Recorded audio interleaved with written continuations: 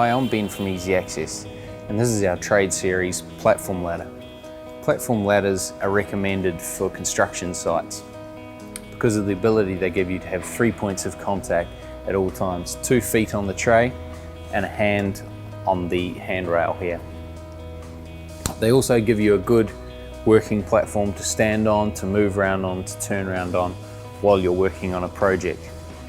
Normal ladders are only recommended for short duration work. These ladders make it a lot safer to use on site for any of these jobs.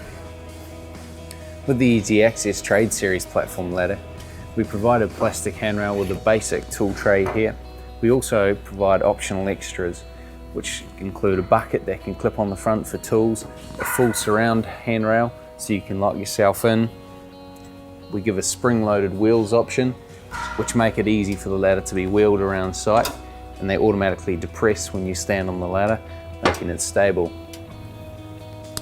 The ladders fold up very easy, flat, and for storage and for cartage. The ladders are also rated to 150 kilos, which is the minimum required rating for any construction site in New Zealand. The ladders are also fully compliant to ASNZ standards. Each ladder is quality control checked for all moving parts to make sure it is functioning in a quality produced unit.